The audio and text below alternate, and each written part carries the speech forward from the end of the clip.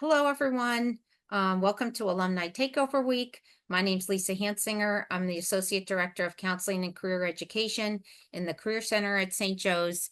As you hopefully know by now, on Wednesday, throughout this week, we've invited alumni to join us for conversations about their careers to give you insight into different career paths and industries, as well as get advice on possibly how to enter and thrive in those fields. Our guest today is Asia Whittenberger. Welcome, Asia. Hi, great to be here today. Yeah, so happy to have you. Um, I am gonna just read a little bit about Asia's background, and then we're gonna get into some of the questions that we have prepared for her.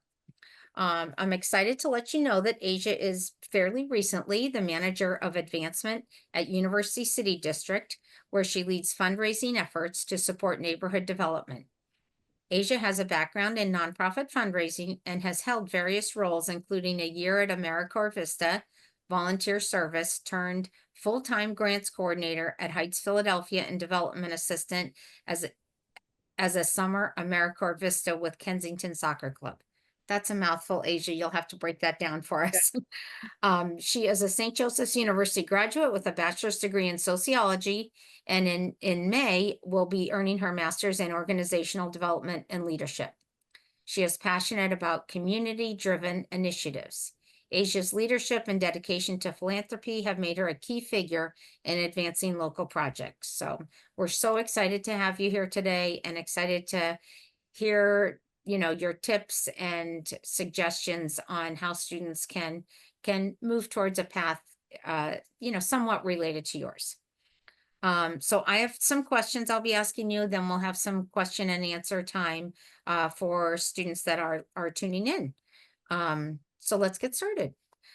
Within your current role, if you could describe a little bit about your current responsibilities, what a typical day or week looks for you, all the while acknowledging, I know you haven't been in your role too long. Just for those that tuning in, Asia and I have a little bit of a background together as we met in preparation for her interviewing for this current role. So if you want to reference either your previous role at Heights or any other roles, while you're sort of sharing these ideas, then, feel free to just be sure to tell the students which one you're referring to. But Yeah. So, yes, I just started my new role about 6 weeks ago. So I'm getting the lay of the land first 90 days. But as I see what's happening, I will be doing a lot of managing of like putting together grants applications, grant reports. And I think as my organization grows, we want to take on a better strategy on how we do our fundraising. So I'll be contributing to strategy as well. And then I had very similar experiences and responsibilities in my last role with Heights Philadelphia. Um, and my whole career in fundraising really started as a summer vista with Kensington Soccer Club, and that was, small nonprofit, small strategies on how to fundraise, and then going to Heights was a $13 million budget. So there's more on the line, and there's more to fundraise for. And that's really where I learned just like how to be the best fundraiser I can be, with grants and with individual donors as well.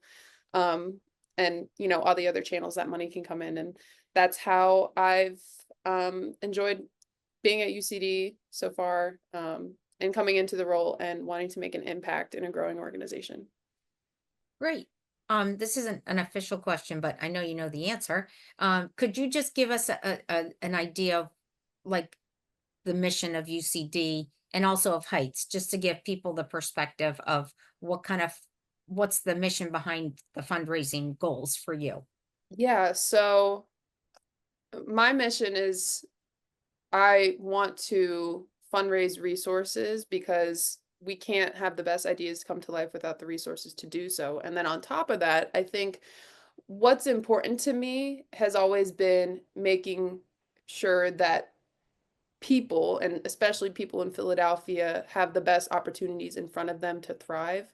So with Heights, that was, Black and brown youth who are first generation to college and who come from low income communities, making sure that they have access to quality college and career opportunities and creating a pathway to that. And then coming to UCD, there's a subsidiary called the Skills Initiative that UCD runs, and they have a really great workforce development program, nationally recognized, that matches, well, first trains and then um, helps people interview and get matched with existing job opportunities with employer partners that the Skills Initiative facilitates.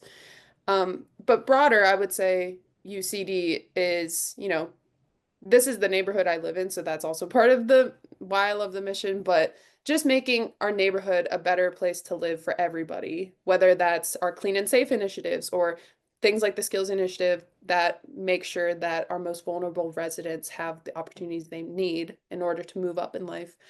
Um, and also, landscaping, planning public parks and spaces. Like it's a really complex um program model, but at the end of the day, it's just we want to make sure our neighborhood is great for everybody, period. Yeah, amazing. And I love that, you're a resident. You can, it comes across very clearly that you care about the community, and what a great way to spend your days, Yes. right? And it's just a 15-minute walk from my apartment. Oh, okay, rub that in. Go ahead. That's great. So when it comes to your day-to-day like activities, are you in meetings? Are you focused on reports? Like how does that flesh out? Yeah, so um I think as I continue to move up in my career, I'll be in more meetings. Um, but yes, I'm currently like probably, I don't know, probably 10 to 15% of my week right now is meetings, and then the rest is, working with my supervisor to make sure I'm on track to, or we're on track to finish an application on time or report on time, and just like making sure that we have um all the puzzle pieces to put together a really quality report. And as I said earlier, as the organization grows, our strategy really needs to be on point. So soon enough, I'll be implementing processes that I've learned along the way that can help UCD uh, grow in the right direction and kind of stabilize itself and like make sure that it knows itself in order to um, keep the funding coming in a sustainable way and not just kind of like going after everything that we can.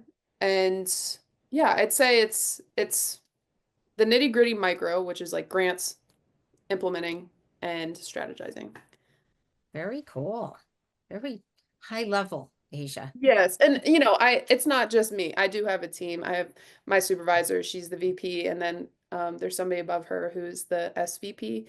So soon we'll get into the meshing of Right. like how we want to make this move. Um, it's been very siloed, I would say, like just to my supervisor up until I came on. So there's Oh, lots to okay. learn. Yeah. Yeah, of course, of course. So I'm wondering how you landed on this sort of field or Mm. role within fundraising. Um, starting out with this, was the soccer club, was that an internship or that was a full time? That was a full-time summer service role. So Oh, okay. yes, it was like a year of service, but just during the summer. It was a 9-week stint, and I actually found that on LinkedIn. Oh, interesting. Okay. Yes, found that on LinkedIn and I applied. They reached out. I had an interview. I actually got into, there were like two options as to do with KSC that summer. It was like, I think it was like being a coach or something, or being a development assistant. And development assistant just happened to work best with my schedule at the time because I was also like serving in a restaurant. So it was just flexible, and I took that on, and I didn't know that I would like it. I took it more so like, okay, I love soccer. I played it most of my life. I can be of impact in that way. I'm just going to do this role that I don't really understand. And I ended up loving it. So it's definitely, there's no major for it. It's something that you kind of come upon when you find it. And I'm happy that I found it very early because it helps me grow into the skills that I need to be successful in this field. So that appealed to you when you saw the posting for that internship, or what did you call it? Summer of service. Summer service, sorry. Um, and then did you know at that point, after you served in that role, that you were like, wow, this could be a career path for me? Is that kind of how it sparked? Yeah, and even before I did that summer role, I had already accepted a full-time year of service role with Heights. I Okay. was supposed to be in as like an academic support coordinator or something like that, but early on I was like, hey, I really want to learn more about fundraising. Like, how can I do that in my year. And I was very encouraged. Heights was a very encouraging place for me to just grow and spread my wings and do what I wanted to do and be helpful, of course, to the organization as I needed to be. But yeah, I got connected to the development. Another word for fundraising is development. The development department of Heights, and they set me up doing grants, and I was like, okay, this seems awesome. And I really grew to love just like the pressure, but then also the fulfillment that comes with knowing that my efforts are supporting our staff, supporting, tangible resources to make sure that our students at that time um, can thrive and can be the best that they can be with the support of an organization like Heights. So, um, lots of pressure because $13 million is a lot. And of course, it wasn't just me, I had a team, but you know, I like that. Yeah, yeah. Yeah. Some of us are crazy that way. Yes. Um, so that would that summer with the Kensington Soccer Club was sort of like your introduction to Yes. grants, fundraising, and so forth. Yes. I just want to highlight what you said and what um, two previous alums that I've spoken with this week have said, which is ask. Yes. Like you said, I asked. I was Yes. interested in fundraising. I was supposed to be an academic something person, but and I really think that's a lot of students don't recognize that they have that ability. They might be told no, but Yeah. if you have an interest, I love that you went after it, and that Yes. kind of supported how you got to this role. Yes. Curiosity goes very far. And I keep talking about that with um peers, people who are mid-level, senior level, like they all encourage just ask the questions and Right. even ask if you're scared. There's no bad question. And every question leads you towards your goals and the success that you want to have in life in some way. Um, Right. mhm. No, that's amazing. Um, so is there anything that surprises you about, working in the nonprofit field, or that, was new to you when you started? I do meet with a fair amount of students that are like interested in giving back. We'll get to this question a little later, but with the Jesuit ideals, you know, being sort of around them, they think that sounds appealing, but then they're like, oh, am I going to earn any money in that? You know, so just wondering about your take on sort of the field. Yeah. I think that there is, especially in cities, there's money in nonprofits. Rural areas, it might be a bit more difficult to maybe move your way up, um, or gain the salary that you want to make. But in the city, there's just much more opportunity. So I would say nonprofits in Philadelphia of a certain size, especially, um, you can make a comfortable salary. And I had those same scares too, and so did my parents. You think my parents I grew up in a rural area, so they had that same thinking too of, nonprofits, you're not going to make any money. But like there's money. It's just about, once again, cultivating your skills and learning and growing. And also, and this may come up more in another question as well, but Um, if you feel like you should be earning more and it's not happening at your organization, like it's okay to move somewhere else. I know there's a lot of stereotypes through generations, like, older generations, they've stayed in a job for 20, 30 years, which is fine. But, I think in the nonprofit world, you kind of have to move a little bit different for what you want out of your experience. So, it's okay to move when you're ready and whenever you feel like it's the right um, opportunity that's on the table for you, and Mhm. um, to just do what's best for you, but at the same time, what's best for your community. They go Right. hand in hand. And I would never recommend going somewhere where you can't see yourself. If you go into nonprofit space, I don't recommend going somewhere if you can help it where you don't see yourself in the mission, because see yourself in the mission or see yourself loving the mission, because it makes it kind of more difficult to like, I don't want to say wake up and enjoy your job, but if you can't align with it, makes it tougher to write about, makes it tougher to talk to donors about. Um, Sure. just like being that 9 to 5 with. Right. No, again, a couple of the alums we've spoken with, it just is so clear that I know it's cliche to say they love what they do, but they love what they do. But, Yes. they're I don't use the word passion a lot, but we've talked to a lot of passionate alums this week. Yes. That it clearly comes across in their demeanor, in their tone of Yeah. voice, in their facial expression, and you're just reinforcing that, saying, Yeah. it's a great opportunity to work in this field, but you want to make sure it's something, you can really get behind Yeah, and personally. I think, part of that too comes with networking.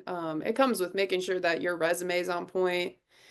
Um, all the things to get you to play into places where you want to be. And Hmm. that's not everything, right? Like the job market is challenging right now, but there are certain things to set yourself up to be in better position to get the roles that you want.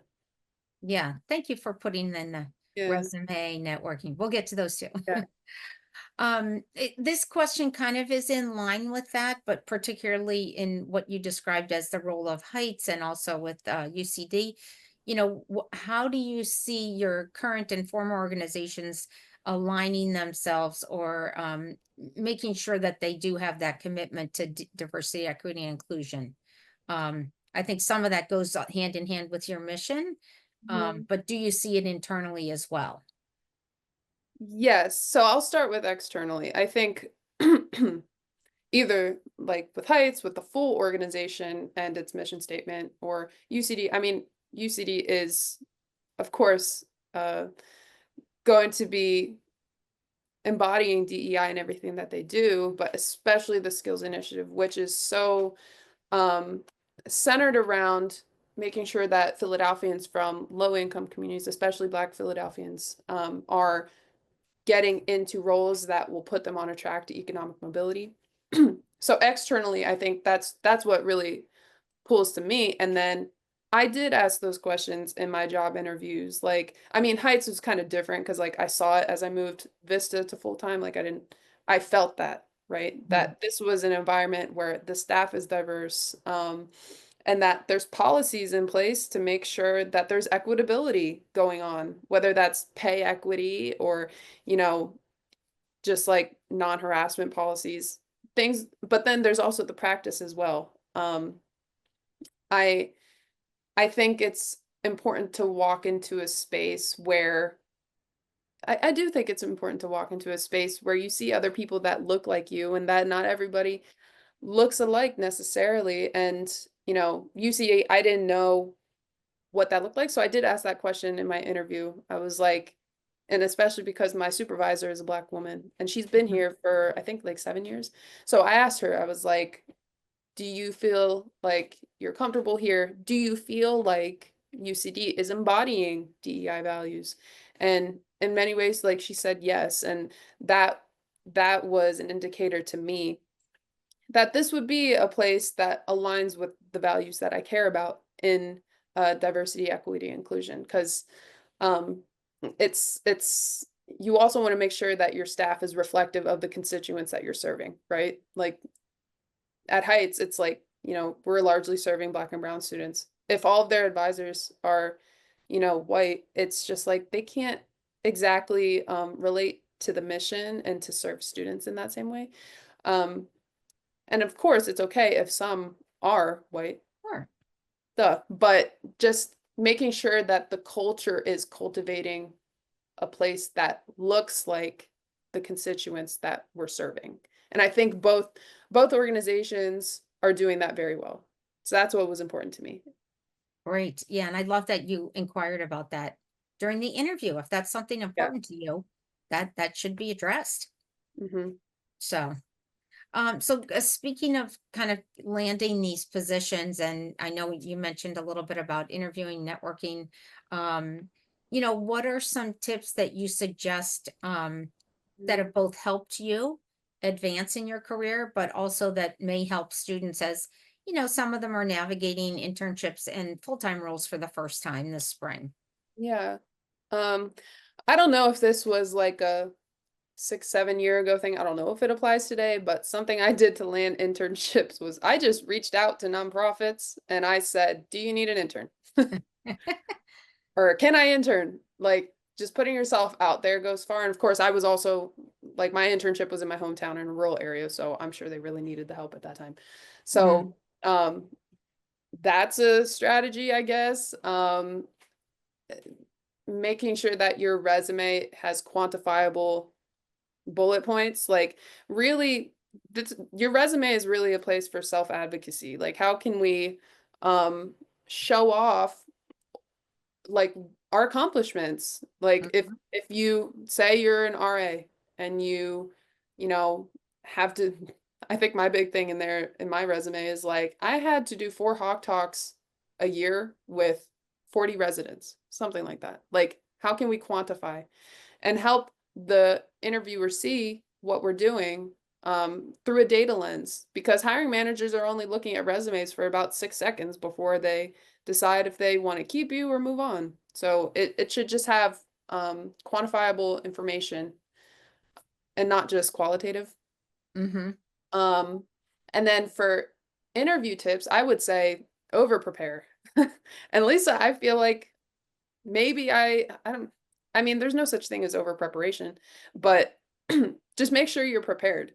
And mhm, like whenever I went into my phone interview, um, every question wasn't a surprise because I had worked with great tool now in 2025. I worked with ChatGPT and I put my job description in and I said, please give me the questions that you think an interviewer would want to ask me.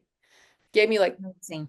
Yeah, it gave me like 20 questions and I prepared and killed that phone interview. And then first and second round, I everything that they asked me, I had already gone over through those questions. And also with you, Lisa, like going Mhm, to the career center and just sitting down and refining the things that I want to make sure that I say. And, you know, I love that I had you as a resource because it gave me a different um frame point of like, here's how you can say it, or here's another way of being able to say it, or make sure that you include this and make sure that your pitch includes all these elements and isn't too long. Like all of those things I've learned through the Career Center and through my, otherwise just like research on how to do well in interviews. mhm. Yeah. Yeah, that's super helpful. So I'm hearing you say that it's sort of a two-pronged approach, like doing your research, Yeah, love the absolutely. use of Chat GPT, for those kinds of things. But then part two is actually practicing it, hearing Yeah. yourself Yeah. And articulate answers.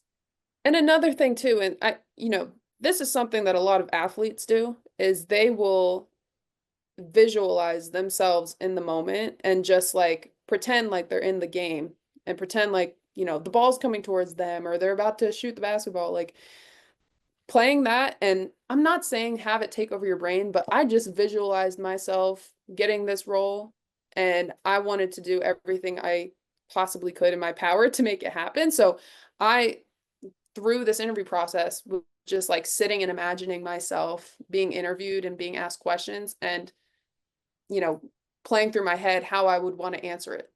And that's what helped ease any anxieties I may have had, Mhm. and help me go in with confidence. Confidence is a big thing as well.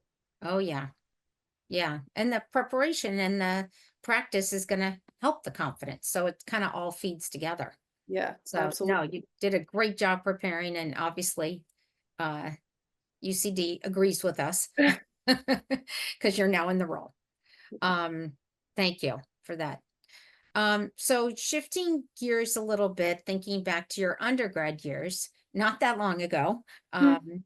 what are a couple of experiences that you feel like students could engage in to help them, pursue a professional role, possibly in nonprofit, in other areas as well? I know you were super involved. We Yeah. didn't even talk about the Hawk experience. And I know that comes up probably very routinely, but I'll let you weigh in on, just experiences that students should be seeking out. Yes. Well, before I forget, and since you referenced it, yes, I was the Hawk mascot for 3 years with the women's basketball team. I will always say it's the best job I will ever have held in my life. It was just so fun engaging with fans and being a part of St. Joe's in that unique way. Um, that role really taught me time management. Like, and I guess this isn't me saying like everybody try out to be the Hawk mascot. I mean, you can if you want. Tough role, but like that role taught me time management. So step into roles that teach you time management and challenge you to um, think about your time more efficiently and how to um, just take it a step further in how you approach your work since you have limited time.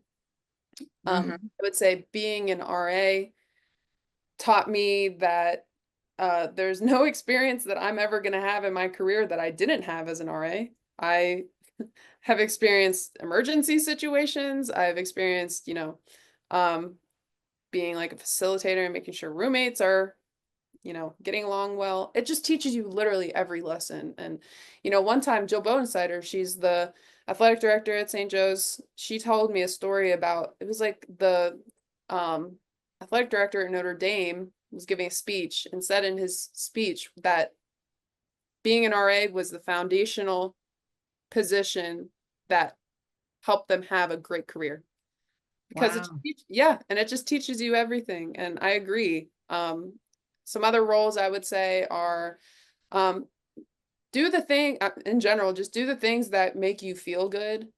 If it doesn't make you feel good, it's okay to leave that activity. You'll usually find your thing by, your junior or senior year. And it's important to make sure that you're stepping into roles where you can make an impact and give your undivided attention to, and you can dive deep into how you care for that role. If you want to get into fundraising, I would say a great way would be, if you're into joining sororities and fraternities, I know they have like fundraising roles. I know there's other clubs, like maybe like Alex's Lemonade Stand that's into fundraising, so it can give you some insight there. Um, but yeah, just lean into what you care about is ultimately what I would say. Yeah, great. No, I mean, you obviously had some great experience, but you also maximized those opportunities. And Yeah, I'm hearing you say that you don't have to be the Hawk, you don't have to be an RA, yeah, but whatever you do, make the most of it. yeah, absolutely. So great. Um, is there anything you wish you knew prior or when you were in school? Like, what would you tell someone that Uh, maybe they don't know now or that you wish you had heard yeah, when you were still an undergrad? I wish somebody taught me the importance of negotiating salary.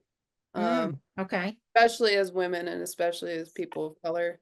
They I think women, people of color are taught to just like put our heads down and accept whatever. And um and it's subconsciously ingrained in us, right? And the little ways, and it affects how we approach these situations that are seem to be like, oh, like I'm undeserving. No, you deserve it. Just like it's okay to ask for it and Hmm. do it scared. Research how you should approach negotiating salary because there is there is a way to do it. You shouldn't just be like, give me $5,000. I don't know. Um, but yeah, I would say like nobody taught me that at St. Joe's, and that's something that I wish that I got. And um, I'm hoping that future generations of hawk, especially women and people of color, like have that knowledge going into the workforce.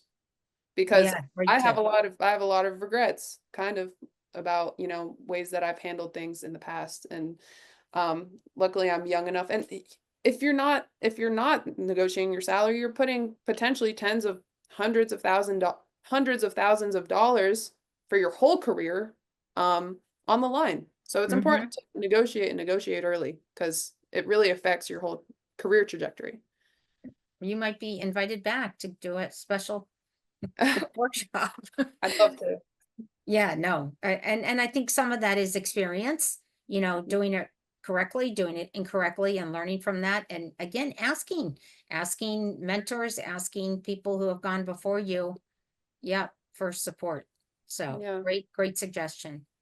Mhm. Are there any courses that you feel like you took at St. Joe's in particular that help prepare you for the job market directly or indirectly? Or said differently, were there any courses that really made an impact on you towards Yeah, your I mean, future?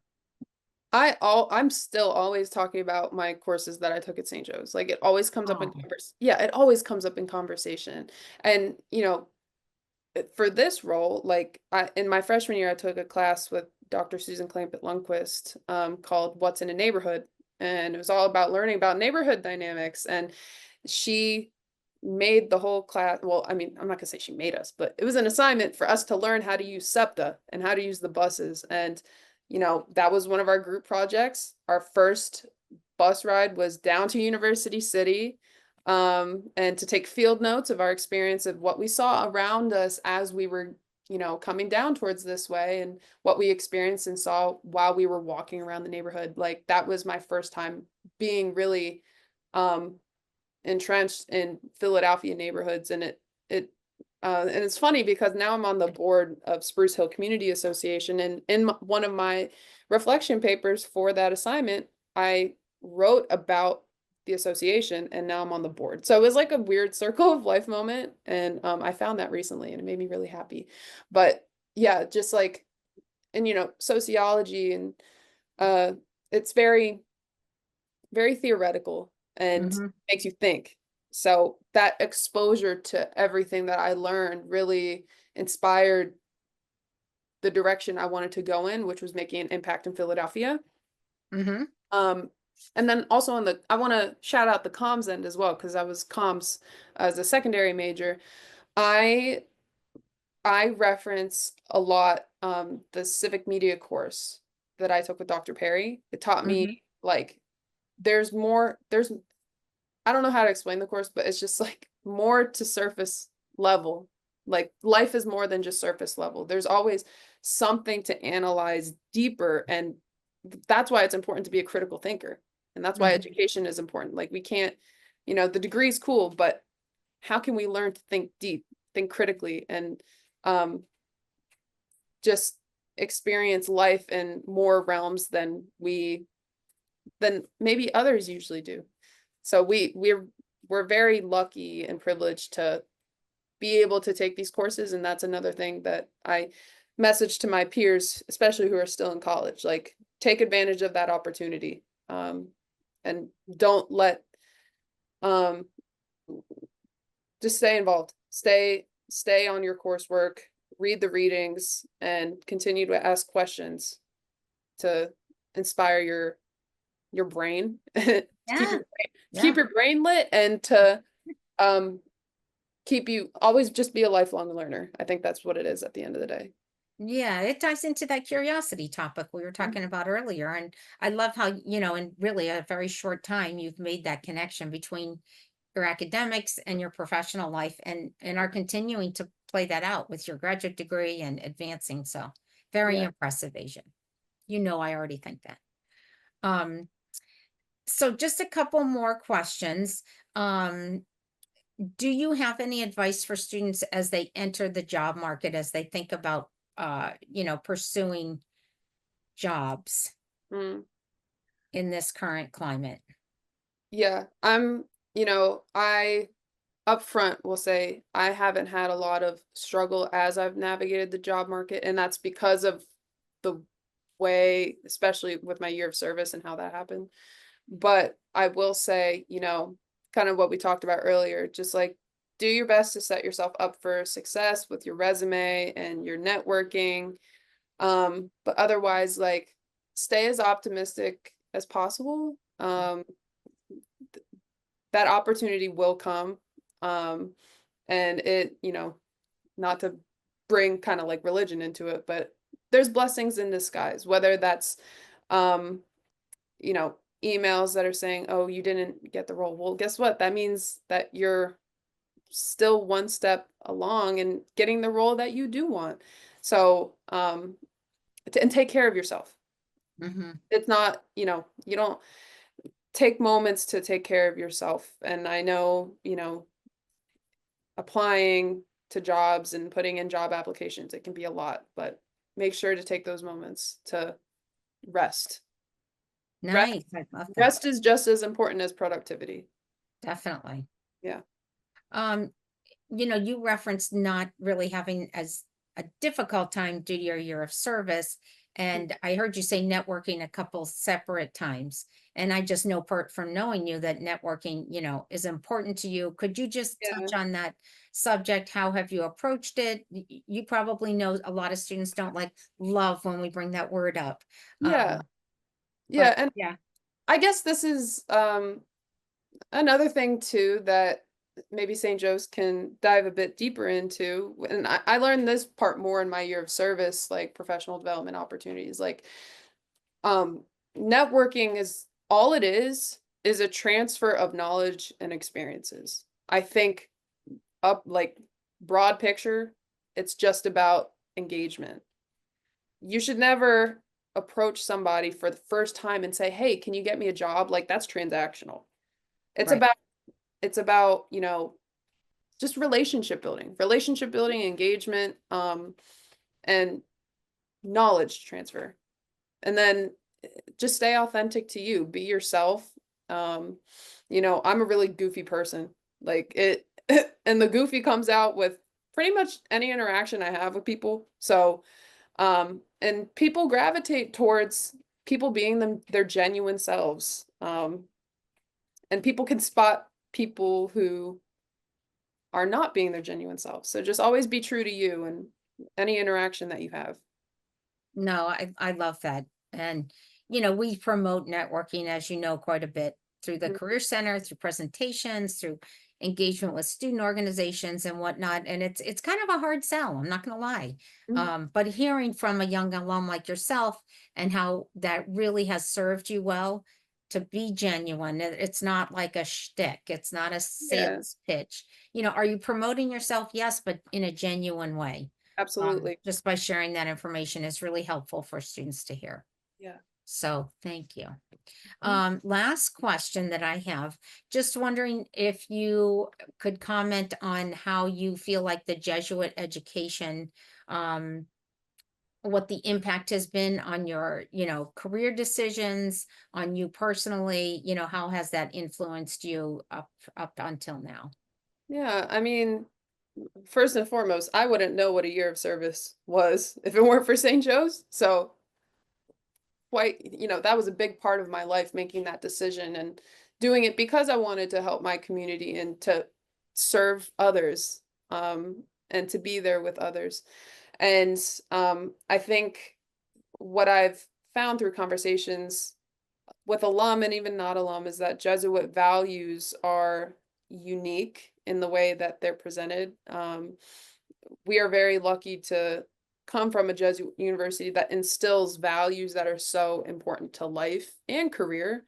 Um, and caring about the whole person, that's what drives me, making sure that, you know, people are taken care of and that they can take care of themselves and their families. Uh, Hmm. and then, we're as alum of a Jesuit university, we're always an extension of that. So it's important that we embody those values wherever we go. Yeah, amazing. And you're doing that today through the day of giving. Yes. Amazing. Well, thank you so, so much for your time, your insights. I think I mentioned, of course, we're recording this for use in other, potentially sociology courses, just to let people know what some actual career paths look like. And, you've just been so articulate and helpful in sharing your personal experience, but also suggestions for students who may be considering this career path or maybe unaware of it. Yeah. So it's been really great. And for Um, any students watching, live or afterwards, please, I'm always an open inbox away. You can add me on LinkedIn, you can email me. It's just asiawhittenberger@gmail.com. Amazing. Thank you for that. I know you've supported our sociology 290 class. You were in another class that we did a presentation for. I forgot what the class that was. You're for the That's TA. that's the TA, yes. Yeah, for that class, so giving, and we just so appreciate all your contributions, past and present, and future. I'm going to say to St. Joe's. Um, so I'd like to thank you for your time today and providing those insights. We hope to see you on Hawk Hill soon. We will see you on Hawk Hill soon.